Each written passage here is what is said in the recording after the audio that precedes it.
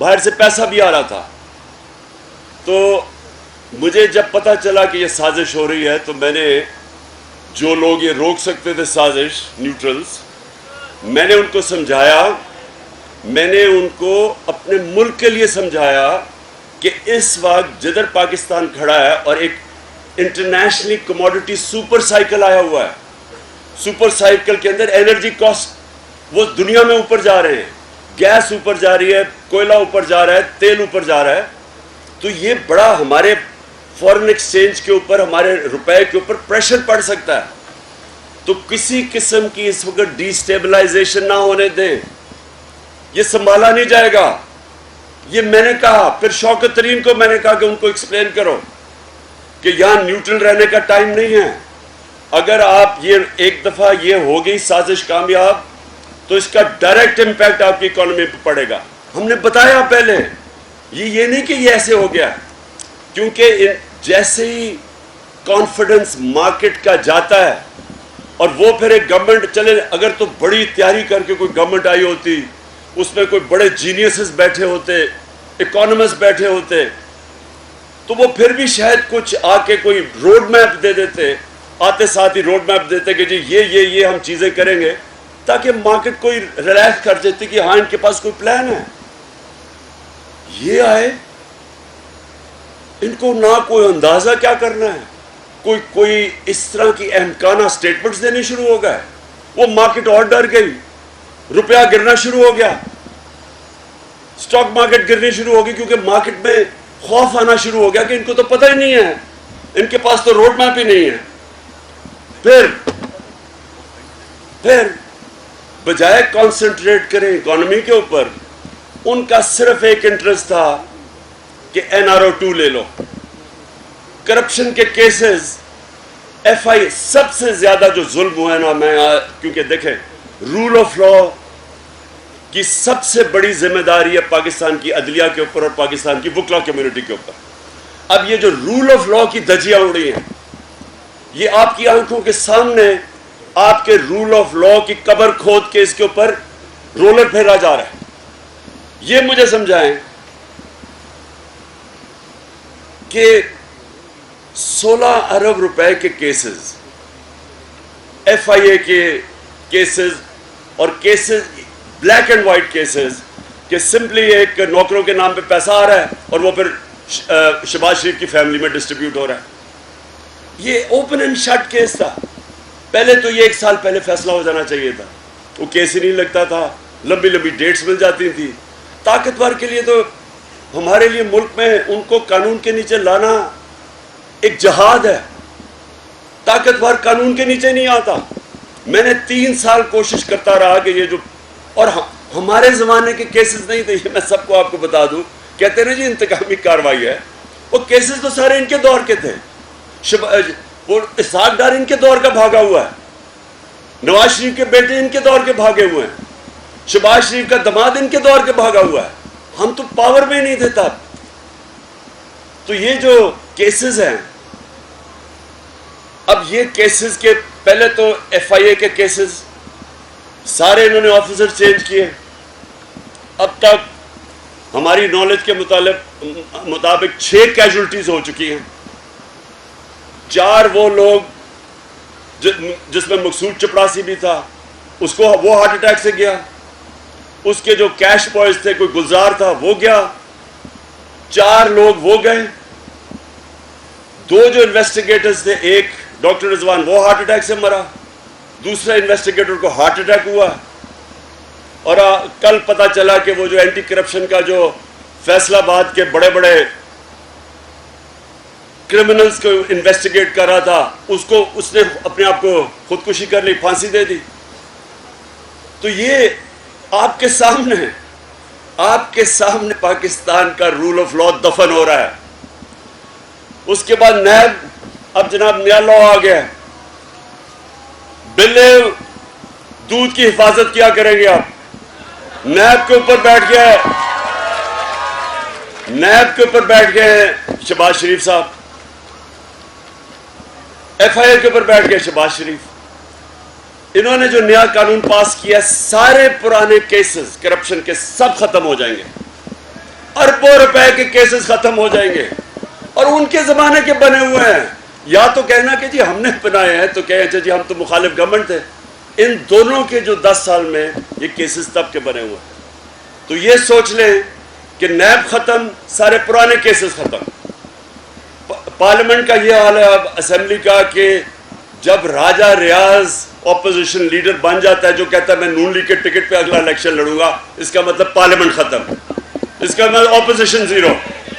جو تماشا ہو رہا ہے اس وقت پنجاب کی اسمبلی میں، یہ بھی ایک پاکستان کی ایک نئی تاریخ بن رہی ہے. تماشا بنا ہوا ہے وہاں. اچھا، اب الیکشن کمیشن لا یہ کہتا ہے، بڑا واضح لا، کہ جب آپ کے ممبرز ریزرو سیٹس پہ ڈسکوالیفائی ہوں گے ان کی آٹومیٹک ریپلیسمنٹ آ جائے گی. یہ قانون ہے. وہ الیکشن کمیشن نے ایک اور طریقہ نکال لیا ہے کہ ان کو بچا لیا ہے. ان کو کہہ نہیں جی جب بائی الیکشن ہوں گے رزلٹ آئے گا پھر یہ ریپلیس کیے جائیں گے تاکہ وہ میجورٹی رہ جائے نون لیگ کی. اور یہ بائی الیکشن میں، اور میں آج آپ کو کہہ رہا ہوں کہ بائی الیکشن میں جو دھاندلی کا پلان بنا ہوا ہے اور جو ہونے والا ہے، یہ پورا ہمارے الیکٹرل پروسیس کو اب ڈسکریڈٹ کرنے والا ہے. ساری جو ادارے ہیں جنہوں نے ڈیموکریسی کو پروٹیکٹ کرنا ہے، رول آف لا کو، وہ سب خطرے میں اب ہیں. تو اس سے بھی اوپر کہ دیکھیں مجھے وہ برٹش جو پارلیمنٹ میں ہوا، ابھی مجھے کال آئی، انٹرویو مجھے کسی نے کیا، تو انہوں نے پوچھا کہ آپ کا کیا خیال ہے یہ جو بورس جانسن کے اوپر فائن ہوئے اور اس کے اوپر نو کانفیڈنس کی موشن ہوئی ہے پارلیمنٹ میں. آپ سوچیں کہ انہوں نے کرونا کے دوران تھوڑے سے جو ڈاؤننگ اسٹریٹ کے اندر جو سٹاف تھا انہوں نے باہر کام ختم کرنے کے بعد انہوں نے ایک ڈرنکس پارٹی کر لی. ڈرنکس پارٹی کیا، گیٹ ٹوگیدر کر لی. اب سوچیں کہ وہاں کی اخلاقیات اور ہماری اخلاقیات میں ذرا فرق آپ سنیں. اور میں اس لیے اس چیز کے اوپر آتا ہوں کہ جو مدینہ کی ریاست میں جو سب سے امپورٹنٹ چیز تھی، 2 چیزیں تھیں جو بیس بنی تھی مدینہ کی ریاست: رول آف لا یعنی عدل اور انصاف. جب انہوں نے کہا کہ میری بیٹی بھی اگر جرم کرے گی سزا ملے گی، تو کوئی قانون کے اوپر نہیں. اور دوسرا امر بالمعروف، کہ قوم کو حق اور سچ اور اچھائی کے ساتھ کھڑا ہونا ہے.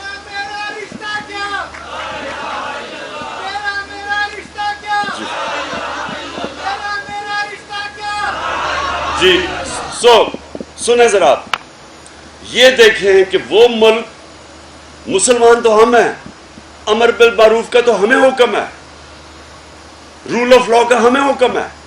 اب وہاں دیکھیں کہ ادھر صرف اور صرف انہوں نے کہا کہ اس نے، پرائم منسٹر نے جو قانون لوگوں کے لیے تھے اپنے آپ کو اس سے اوپر رکھا، اس کے لیے نو کانفیڈنس. یہاں ساری قوم کے سامنے جو 30 سال سے لوگوں کے اوپر کرپشن کیسز تھے، پہلی دفعہ NRO ون لیا مشرف سے، سارے کیسز جو ان کے 2 دفعہ ان کی حکومت کرپشن پہ گئی تھی، سارے چارجز زرداری کے اوپر نواز شریف نے لگائے تھے. زرداری کو جیل نواز شریف نے ڈالا تھا کرپشن پہ. نواز شریف کے اوپر ہدایبہ پیپر مل زرداری نے کیا تھا، وہ سارے جنرل مشرف نے معاف کر دیے، NRO دے دیا. اب یہ NRO 2 ہے جو 10 سالوں کے اندر سب کچھ ہے وہ معاف ہونے لگا ہے. تو میرا سب سے بڑا پوائنٹ یہ اپنی وکلا کمیونٹی سے کہ اگر یہی ہونا ہے تو وہ بیچارے جو جیلوں میں غریب بھرے ہوئے ہیں ان کا کیا قصور ہے؟ پھر ان کی تو چھوٹی چھوٹی چوریاں ہیں. اگر اربوں روپے کی چوریاں معاف کر دینی ہے تو وہ بیچاروں کا کیا قصور ہے؟ یہ بہت امپورٹنٹ ہے آپ کے لیے کہ حضرت علی رضی اللہ تعالیٰ کا اسی پہ قول ہے کہ کفر کا نظام چل جائے گا لیکن ظلم اور ناانصافی کا نظام نہیں چل سکتا. اس طرح کا نظام نہیں چل سکتا. یہ جو اکانومی ہماری ہے یہ ڈائریکٹلی ڈیپینڈنٹ ہے رول آف لا پہ. آپ کا جب رول آف لا، کوئی دنیا میں ملک بتا دیں جدھر رول آف لا ہو اور وہ غریب ہو، ایک ملک مجھے بتا دیں. اور ایک ملک مجھے بتا دیں جدھر رول آف لا نہیں ہے اور وہ امیر ہے. سوئٹزرلینڈ کی کوئی وسائل نہیں ہے سوئٹزرلینڈ کے پاس. ہمارے جو ناردرن ایریاز ہے یہ سوئٹزرلینڈ سے دگنا سائز ہے. اور اس سے بہت زیادہ خوبصورت ہے کیونکہ میں نے دونوں جگہ دیکھی ہوئی ہے. سوئٹزرلینڈ صرف پہاڑوں سے اور گایوں سے اور دودھ اور وہ چیز بنا کے وہ دنیا کا خوشحال خطہ ہے. کیونکہ رول آف لا انڈیکس میں سوئٹزرلینڈ میں 99.9 رول آف لا انڈیکس ہے. آپ کو اور ہم سب کو شرم بھی آئے گی یہ سن کے کہ مسلمان دنیا شاید ہی کوئی مسلمان ملک ہے جس کا 20% سے زیادہ رول آف لا انڈیکس پہ ہے. ہم سب نیچے ہیں. ہمارا جنگل کا قانون زیادہ ہے کہ جس کی طاقت اس کی بھینس. اور یہاں آپ دیکھیں کہ یہ جو رول آف لا کی تباہی ہو رہی ہے، اس لیے آپ سب کو رول آف لا کے ساتھ پاکستان کی اخلاقیات، ہماری مورل سٹینڈرڈ جو تباہ ہو رہی ہیں، کہ آپ کو جرمنی اور جاپان تباہ ہو گئے تھے سیکنڈ ورلڈ وار میں، دونوں 10-10 سال میں کھڑے ہو گئے کیونکہ وہاں اخلاقیات کو بوم نہیں کر سکے. وہ جب اخلاقیات اور موریلٹی ایک معاشرے کی انٹیکٹ ہے وہ پھر کھڑا ہو جاتا ہے. لیکن لیبنان، میں مثال لیبنان کی دیتا ہوں کہ میں آج سے کوئی 40 سال پہلے وہ دبئی کو کوئی نہیں جانتا تھا، سارے بیروت جایا کرتے تھے. سب سے مڈل ایسٹ کے اندر جو جگہ جانے کی تھی خوشحال وہ لیبنان تھا. آج لیبنان ایک فیلڈ سٹیٹ بن گیا ہے. 70% لوگ غربت کی لکیر سے نیچے چلے گئے ہیں. ایک وجہ ہے